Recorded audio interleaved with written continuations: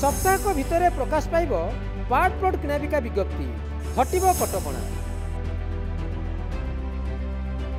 नगर उन्नयन विभाग आईन विभाग सह व्यापक तर्जमा पर चूड़ांत विज्ञप्ति प्रकाश पाइबा पूर्व राजस्व विभाग फाइल पठाई मुख्यमंत्री ऑफिस को। मुख्यमंत्री ऑफिस अनुमोदन आसा मात्रे पार्ट प्लॉट किणाबिकार बाट फिटिब।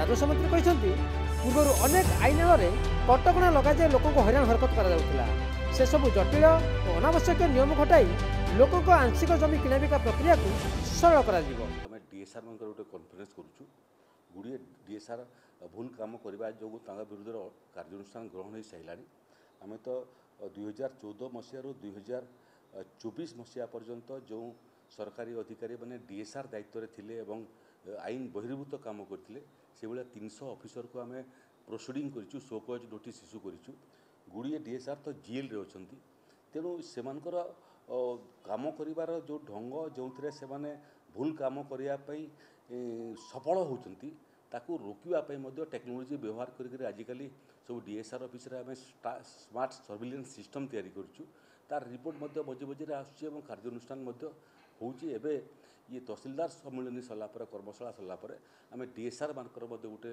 कार्य कर्मशाला करूँ। एमितिरे पार्ट प्लॉट किणाबिकार कटकणा लगा जाइता बेले हजार हजार प्लॉट पंजीकरण होईची। अनेक सब रजिस्ट्रार को सस्पेंड भी करा जाइची आउ 300 सब रजिस्ट्रार को कारण दर्शा नोटिस जारी होईची। नगर उन्नयन मंत्री कहते बारंबार समीक्षा करिया निष्कर्ष में पहुंचीचु। पार्ट प्लॉट किणाबिका समस्या भी हटिब आउ पार्ट प्लॉट बिक्री अनुमति देवा बेले जेमिति योजनाबद्ध सहर काम बाधा आसबनी से दिगरे भी समांतर दृष्टि दि जाइछि। अर्थात रास्ता ड्रेन और प्लान अप्रूवाल बेले कौन सी समस्या जब न उपजीव से दिगरे ध्यान दि जाइछि। खूब जल्दी होगा जाउछे आमे ताको समीक्षा कर सारे माननीय मंत्री रेवेन्यू बसते आम जॉइंटली आपको डिस्कशन करूँ एवं खूब जल्दी आमे निष्पत्ति। ओडिशा विकास अभियान कही गला वर्ष नवेम्बर पार्ट प्लॉट समस्या दूर हो बारंबार कही आसुंच राजस्व मंत्री 7 मास चलीगलानी।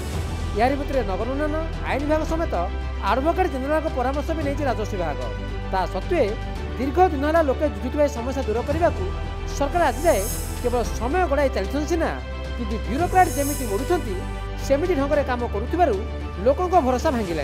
देखु राजस्व मंत्री जो कहते जे खूब शीघ्र आ गोटे सप्ताह भितर पार्ट प्लॉट किणा नहीं जो परिस्थिति सृष्टि होता तार समाधान हो पार तार तर्जमा चली गोटे सप्ताह भितर यार समाधान हो पार।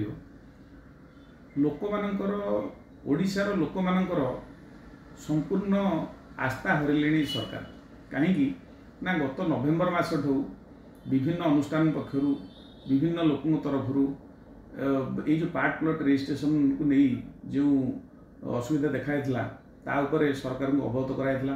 सरकार कहते ना नुआ वर्ष पूर्व आम समस्यार समाधान करदेव तापर नुआ वर्ष गला कहले मार्च पूर्व करदेव तापर कहले एप्रिल मस करदेव बर्तमान आसिक जून मस है किंतु बर्तमान ये समस्यार समाधान हो पारनी। गोटे साधारण लोक तार जमी खंडे बिकापी कि भाया भाव हंतसंत होची कि भाया तार निजर गुजराण मेटाइवाई हो तार पिलार पाठ पढ़ाई हो तार कौन परिवार सदस्य स्वास्थ्यर चिकित्सा करने हो ये सब जिनसपाई लोक मैंने जो भाया हैरान होती सरकार दीर्घ 7-8 मास धरिक प्रोब्लेम टी सल्व करें ना।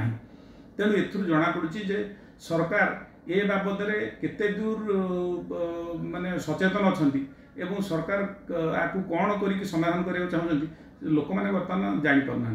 मझे मझे मझे सरकार केतबेले कहते जे आम सब रजिस्टर ऑफिस रे कैमेरा लगेदेलु बर्तमान समस्या समाधान हम सब रजिस्टर ऑफिस रे कैमेरा लगेदेले जे ये समस्या कौन समाधान हम आम जापर। तो बर्तमान मुख्य जिन हूँ पार्ट प्लॉट रजिस्ट्रेशन को लेकिन जो अचलावस्था देखा देती सरकार शह शह कोटी राजस्व हानि होची लोक मैंने साधारण लोक हैरान होची ये प्रोब्लेम समस्या ये जो समस्यार समाधान आज पर्यंत हो पारना। पार्ट प्लॉट समस्या दूर करने को घन घन बैठक है सत किंतु कौन सी निष्कर्ष बाहरी पारना केवल तारीख पर तारीख गड़ी चली एवं हम काली के बाहर आउ सप्ताह तो केबे आउ मासे एमती कई दिन गड़ाई चली राजस्व मंत्री। राजस्व अधिकारी सम्मेलन में भी परोक्षर अधिकारी मानसिकता नहीं बर्षिंट मुख्यमंत्री और राजस्व मंत्री। देखिबार कथा सरकार को वर्षे पूर्व आगु पार्ट प्लॉट समस्या तुटाई पारुछंती कि नहीं राजस्व मंत्री। भुवनेश्वर कैमरा पर्सन मानस रवींद्र विश्वजित राजा प्रदीप नायकों रिपोर्ट नक्षत्र न्यूज।